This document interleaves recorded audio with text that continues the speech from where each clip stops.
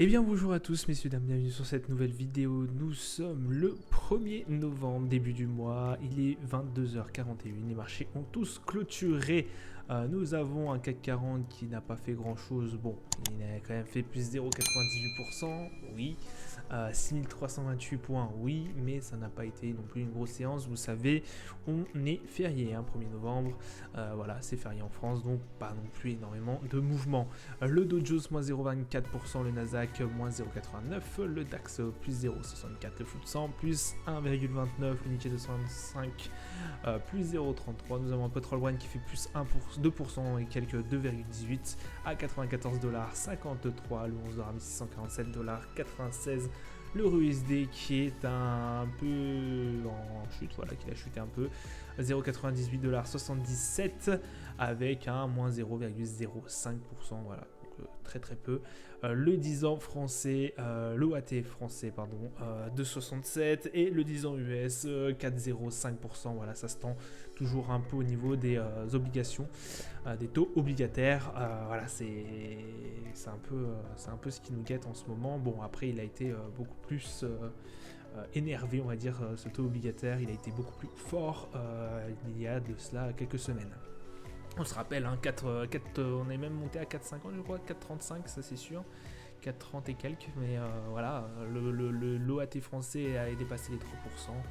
Bon, voilà, c'est existentiel, mais on voit que ça quand même, ça durcit, ça reste assez haut. Aujourd'hui, bon, on a eu quand même une belle montée en début de journée au niveau des valeurs, au niveau des indices européens. Bon, ça a été un peu freiné, comme vous voyez, par Wall Street, hein, qui eux ont eu une belle baisse au moment d'ouvrir les marchés US. Voilà, quand ça a ouvert, ça a un peu freiné. Donc voilà, pas non plus énormément de choses. On est toujours en attente, effectivement, c'était une journée en attente, en plus d'être une journée fériée, on attend la décision de la Fed. Voilà, hein, de la rehausse normalement des taux de 75 points de base qui est normalement déjà approuvé, hein, par le consensus. On est voilà, on va pas être très surpris, donc ça a déjà été prévu par les investisseurs. Voilà, 75 points de base, normalement, c'est pratiquement acté. Après, ce qui sera bien évidemment à regarder de très près, c'est la conférence de Jérôme Powell, qui sera par la suite, je crois que c'est sous les coups des 20h et quelques. Ouais, je crois que c'est 19h peut-être. Donc voilà, surveiller de très très près. Et puis voilà, hein, vraiment, on va se concentrer là-dessus. Maintenant, il y a des chiffres qui sont sortis aussi, je suis d'accord. Mais bon, on va voir ce que va dire Jérôme Powell dans le fait voilà, de comment combattre l'inflation. Peut-être il y aura quelques mots sur les prochains relevés de taux, de hausse de taux. On va avoir aussi sûrement, il va parler un peu de tout ce qui est taux obligataire. Il va parler forcément aussi de pas mal de choses. Voilà comment va se passer en fait la suite, qu'est-ce qui va se passer par la suite. Voilà, on va savoir à peu près, on espère savoir à peu près sur quel pied danser. Bon voilà, on reste vraiment très focus sur demain. Demain, grosse séance, hein, très très grosse séance avec pas mal de choses qui vont parler, enfin pas mal de nouvelles. Voilà, Pékin envisagerait, Pékin envisagerait, les Chinois envisageraient du coup de mettre fin progressivement à la politique zéro Covid, donc ce qui ferait fortement, ce qui plaît énormément à nos chers LVMH, Hermès et Kering, les entreprises du luxe qui sont extrêmement bien implantées au niveau de la Chine. Autre valeur qui a bien monté, Total Energy, hein, bien évidemment, Vallourec et Eramé. Voilà, donc des entreprises à regarder de près, surtout Total Energy. Hein. On se rend compte que c'est une valeur énormément défensive et qui performe énormément au niveau de cette crise, bien évidemment, énergétique. Au niveau du calendrier d'annonces économiques, alors aujourd'hui, on a eu... Alors, pardon, je vais le mettre pour demain aussi, quand même. Aujourd'hui, on a eu le PMI manufacturier, la décision des taux d'intérêt au niveau australien de la Banque centrale. On a eu la confiance des consommateurs au niveau de la Suisse. Et on a eu l'offre d'emploi et le PMI manufacturier au niveau des US. Donc, quand même un emploi au niveau des US qui reste assez performant et voilà qui continue à un peu à performer. Donc il y a quand même on avait 10.28, là on a eu 10.7. Bon, ça reste quand même un peu ça reste un peu plus haut que ce qu'on attendait. L'emploi qui reste assez fort quand même au niveau des US.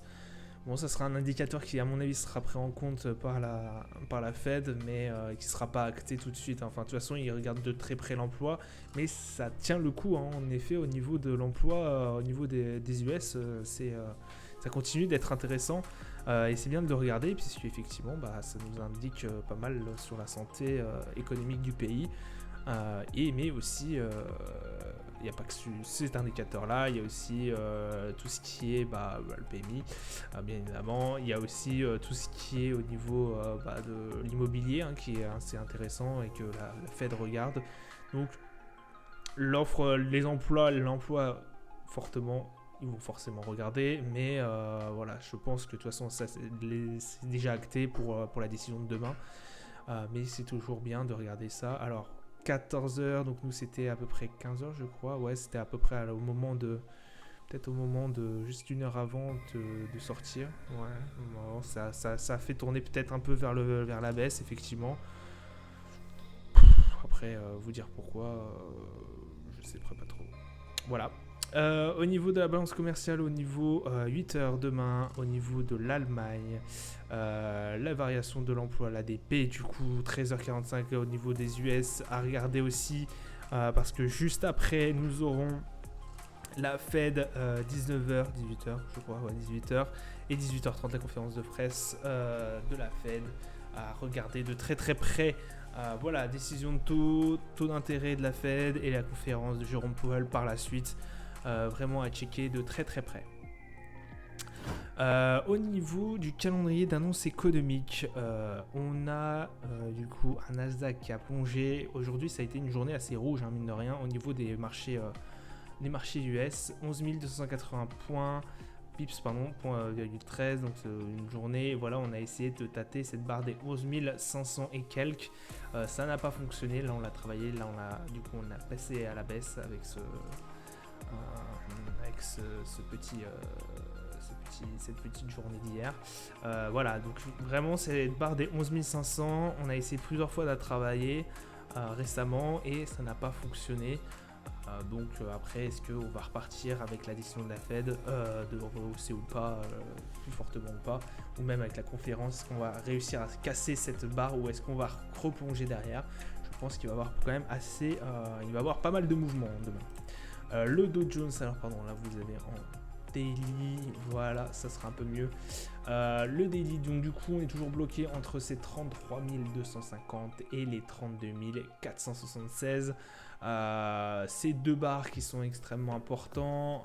Là on a essayé de taper les 32 476, tester cette barre, ça n'a pas fonctionné, donc on voit qu'elle a fait de la résistance. On a quand même une petite mèche qui est atteinte.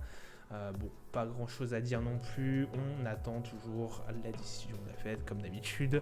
Le DAX lui par contre qui a bien monté, qui a été tâté la barre des 13 431.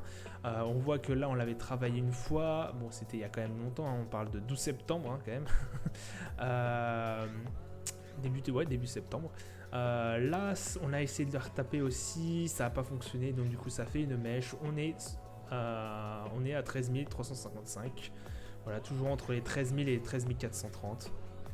À suivre du coup par la suite. On regarde aussi le RSI. Le RSI, on commence à être un peu sur la zone de survente. Donc faire attention. Sur achat, pardon. Donc faire attention. On est bien retourné au niveau du MACD en zone de vente. Voilà. Le niveau du CAC. Alors le CAC, il a pas non plus énormément bougé, il a bougé un peu mais pas non plus extrêmement fort. On a quand même une mèche qui a atteint les 6300, 6380 même et quelques. Ça n'a pas fonctionné, on est redescendu sur les coups des 6336, ça reste quand même une assez bonne performance. Je vous rappelle que la dernière fois qu'on l'a vu ça, on était aux alentours des 6 septembre, enfin début septembre aussi. Le S&P qui lui repart dans le rouge aussi, hein, comme la plupart des indices américains. On a essayé de taper la barre des 3902, voilà, ça nous a fait une résistance. Et puis du coup, bah voilà, on est repassé. Donc ça nous a fait quand même une mèche, une belle mèche, et ça est repassé par la suite dans le rouge. Donc 3852. Le Brent qui fait une belle hausse, hein, plus de 2% et quelques. On était à pratiquement à 2,5-3% au plus haut. On a frôlé les 90, je crois qu'on a atteint les 97 $ le baril. On a fini à 96,56. Cette barre des 95 qui nous fait un peu de résistance. Voilà, on a essayé de tâter en bas, ça n'a pas marché. Hop, on est repassé à la hausse. Donc 96,56, c'est comme si on revenait sur nos pas il y a 2 jours. Et l'or qui fait aussi une belle montée, 1647, on était pratiquement sur les coups des 1630 et quelques hier, 1647, donc on est toujours dans la range des 1700 et des 1619 et quelques. Voilà, cette range en fait qui à mon avis va nous faire valser pendant quelques temps, à moins que les décisions que l'on aura demain nous fassent chuter ou monter, c'est à voir par la suite.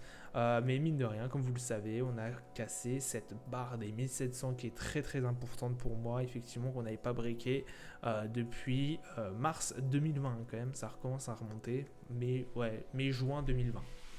Donc voilà, assez intéressant à regarder quand même, l'or qui ne fait toujours pas grand chose. Alors oui, pour vous c'est pas très intéressant pour certains, mais je trouve ça assez hallucinant qu'on ait cassé en zone de conflit, en période d'incertitude, l'or qui a cassé un peu par le bas. Donc voilà, c'est assez rigolo, c'est assez famoso on va dire. Bon, ça sera tout pour moi pour aujourd'hui, je vous souhaite une agréable journée, une bonne soirée, je vous dis à plus tard. Ciao ciao.